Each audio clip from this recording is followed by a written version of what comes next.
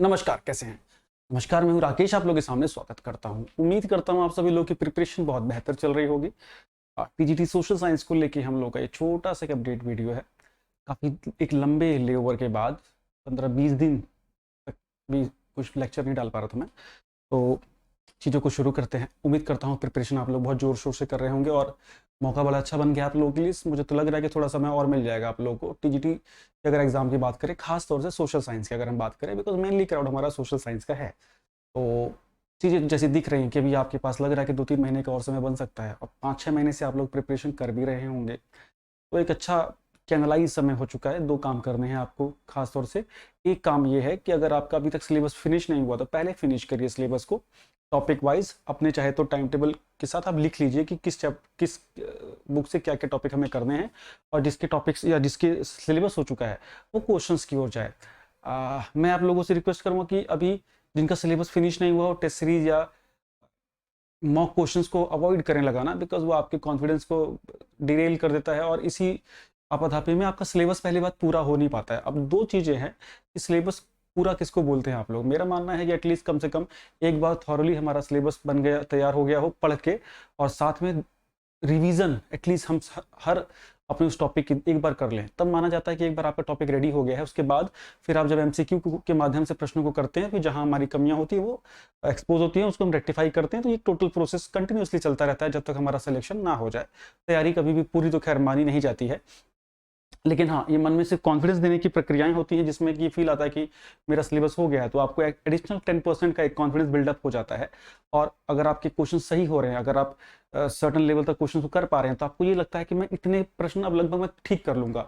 और कॉन्फिडेंस बहुत बड़ी चीज़ है। आपका 50% तो काम ही आपको कॉन्फिडेंस का है, बिकॉज़ हमने 3 साल पहले पढ़ा था वो क्वेश्चन शायद आज हमारा काम कर दे ना एक अच्छे दिन में।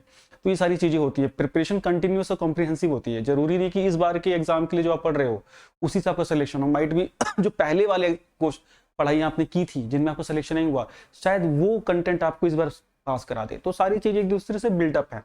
तो एमसीक्यू क्वेश्चन्स को लगाते रहिएगा। जैसा मैंने बताया था कि मैं बीच में कुछ रैंडम चैप्टर्स लेके आया था।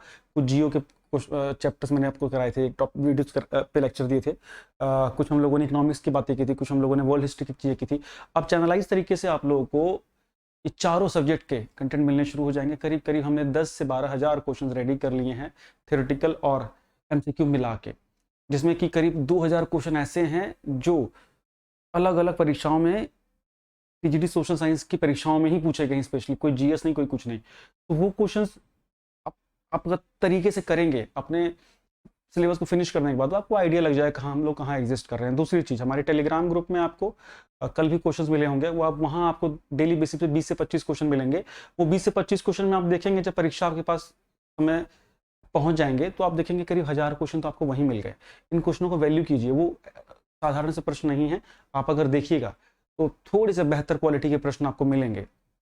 आप फँसते हैं, कोई बात नहीं, नया क्वेश्चन तो मिला आपको। तो 2 चीज़ें ज्वाइन ज़रूर समझ लीजिएगा। इस चैनल को सब्सक्राइब ज़रूर कर लीजिए, है ना? चैनल पे अगर पहली बार है तो। दूसरा, टेलीग्राम ग्रुप को ज्वाइन ज़रूर कर लीजिएगा। एम विद राकेश आप सर्च करोगे तो मिल जाएगा आपको ना। इसी नेक्स्ट टीचर का ही वो चैनल है टेलीग्राम पे, तो वहाँ चीज़ें मिलेंगी। साथ में जो हमने क्वेश्चंस रेडी किए हैं वो आपको मिलना अब शुरू होंगे चरणबद्ध तरीके से। कुछ कंसेप्चुअल लेक्चर्स होंगे और कुछ हमारे एमसीक्यू को लेके लेक्चर होंगे। खास तौर से मैंने एक सीरीज डेवलप की है वन लाइनर लेक्चर्स को लेके, जिसमें वन लाइनर हमारे क्वेश्चन आंसर होंगे, समझ जिसमें वेस्ट नहीं होगा, है ना? कोई मतलब कुछ ऐसे क्वेश्चंस होते हैं जिसमें समय बहुत वेस्ट नहीं करना होता है, वहाँ से क्वेश्चन फंसते हैं, तो उसको हल करने की कोशिश करेंगे। चलिए, बहुत दिनों के बाद सबसे पहले तो यही था कि चीज़ें किस प्रकार से मैं शुरू कर पाऊँ। एक लंबा गैप हो जाता है तो फिर कई बार कुछ-कुछ चीज़ें ना डिरेल होती रहती हैं। नेक्स्ट लेक्चर को लेके मैं जल्द ही आप लोगों के सामने आ रहा हूँ और ख़ास तौर से फोकस मेरा अब उन 8 से 10 हज़ार क्वेश्चंस को फिनिश कराने में रहेगा और आपसे करवाने में रहेगा, जिससे कि हमारी प्रिपरेशन जो है शार्प हो जाए।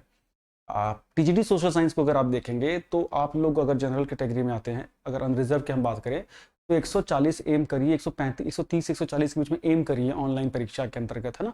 अल्टीमेटली चीज़ें वहीं जाती हैं।